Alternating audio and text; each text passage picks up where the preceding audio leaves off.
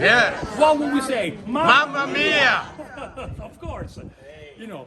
So, and then what happened down there?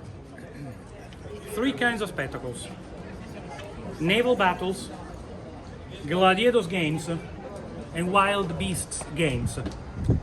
Let's talk about naval battles first. Now, my friends, do you remember the walls I told you to remember? Those walls underneath? Do you all remember those? Yes. Perfect. Forget those walls. Remember to forget or forget to remember. I mean, at the very beginning, those walls were not existing. And they used to flood everything with water. I told you all day long that water is never a problem in Rome. Do you remember? Yes.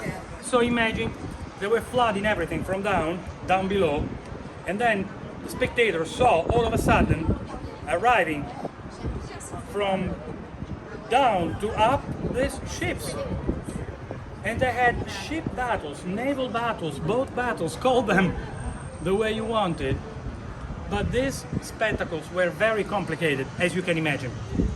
Very complicated. It was very complicated, especially not that much to water everything, to fill it up with water, but to empty that. It's not like a bathtub that you take the cup off, you see. So sometimes it took days to empty everything. So the Emperor Domitian, in the 81 after Christ, he said, you know what? No more naval battles anymore inside the Colosseum. Let's stop it. They dry everything. They built a stadium only for the naval battles somewhere else in the area called the Trastevere, which we have seen from the bus, where you are going tonight for dinner. There was a circus that now doesn't exist anymore, but was only for the naval battles. And here they dry everything. They build those walls that now we should remember. Those walls were built to support the stage, which was a wooden platform like the ones you see down there, but all the way around, not just partially covering. Imagine the whole thing. On the stage, so on the wooden platform, they used to put some sand, a layer of sand more or less like this. And here comes another surprise. Get ready. How is sand in Latin? Sand in Latin is arena. That's the reason why it's called arena. And what happened on the arena, so on the sand, basically two kinds of spectacles: gladiators games and wild beasts games. Let's talk about gladiators games. I need a couple of gladiators. So you, perfect. What's your name? Steven. Who maybe want to fight with? Where is the gladiator?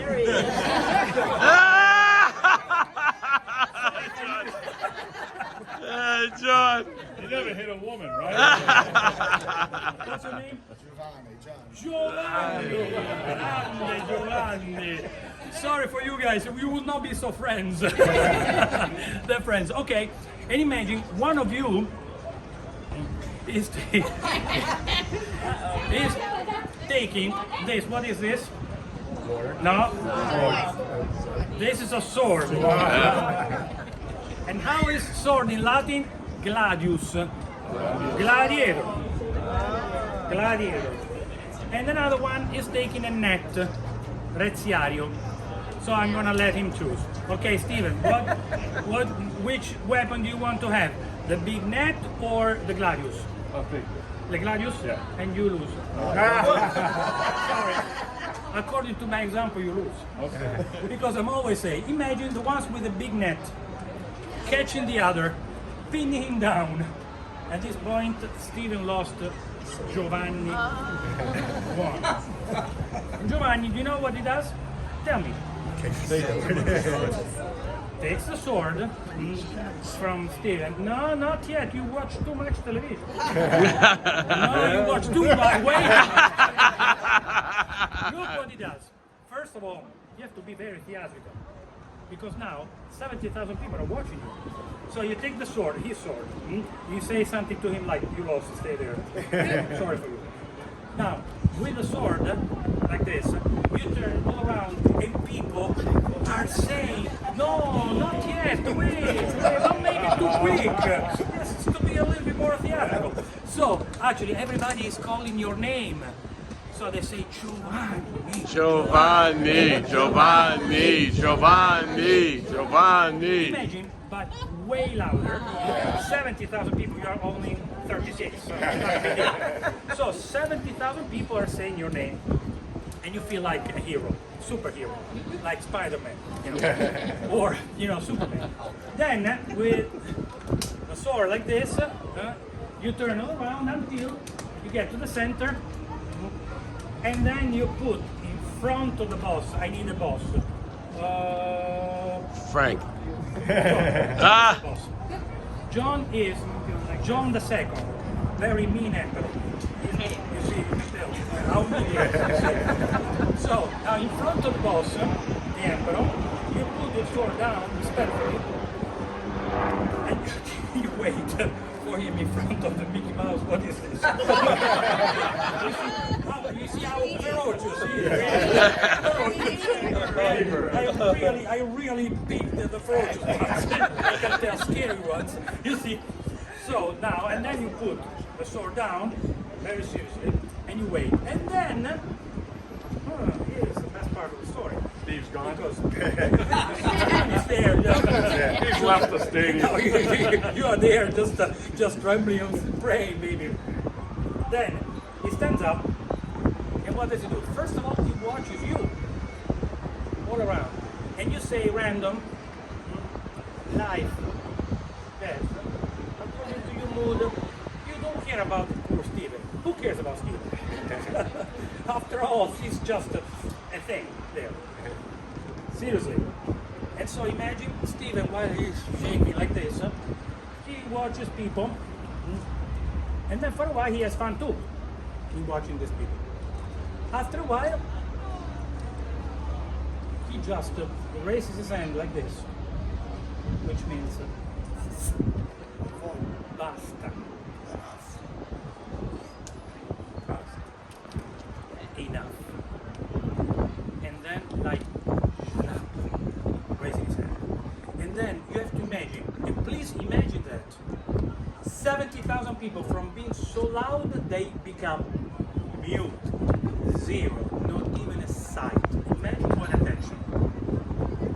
And then he like this. And then he still has, John still has the sword down like this. Then at that point he has to vote.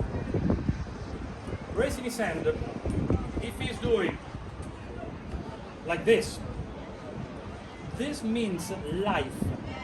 This means something that you can see from this distance. Look, imagine that you're sitting there. You don't, because of course you're VIP. Imagine, you see that? That means life. That means that Giovanni, must take the sword back to the shield. Unshield the sword, put it back. This gesture.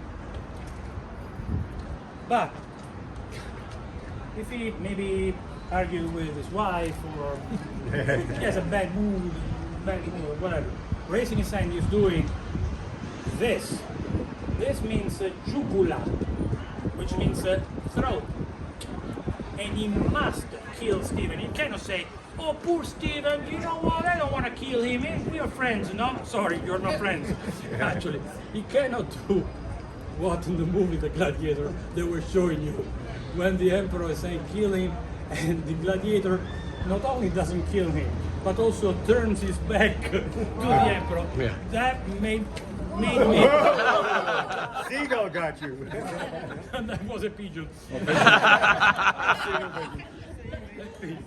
Anyway, so that made me laugh, of course, because that's impossible. Anyway, so you have to kill him, or throw, or to make death, the sign of death. Raising his hand, he can just say, doing this, hand down. Hand down looks like meant something, if possible, even more terrible. So Steven should kneel in front of him, and he would put the sword like this here, and then repass. That, I know. That was hand down. That was it looks like. I know I let you down because you were waiting for me to do this. Sorry, I know you have seen lots of movies, but you know, Hollywood. We don't know where does this come from. Seriously. It looks like there are different theories. It looks like, you know, probably there is a painting, a French painting in the 1800s, showing an emperor like this. So probably from that, or from other sources. They still don't know. They are still debating. Still debating. In 27 years of being a guide, at the beginning I was saying that too, because it looked that. Then, of course, the archaeologists are making new discoveries. And so, that's what we are saying. No matter what, that was it. And then the last kind of spectacle is something called wild beasts games, which was barbarians.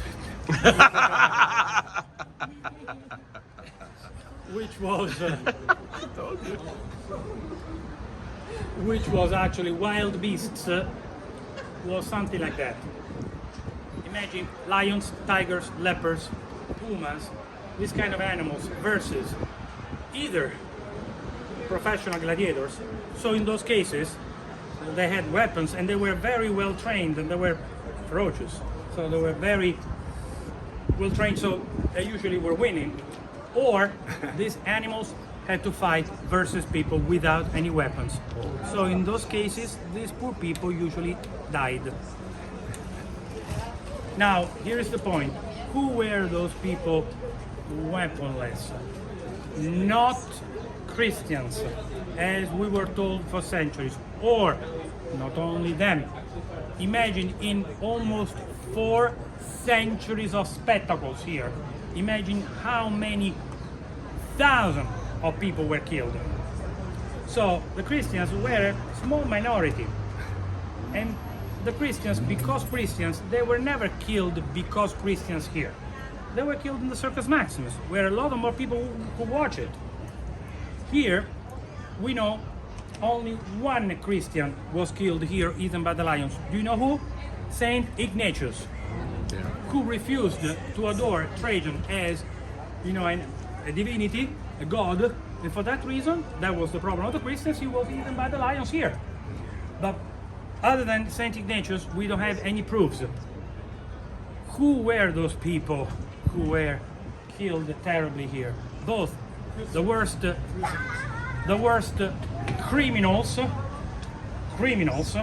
and the worst slaves. In both cases, they happen to become a fantastic example of how not to behave.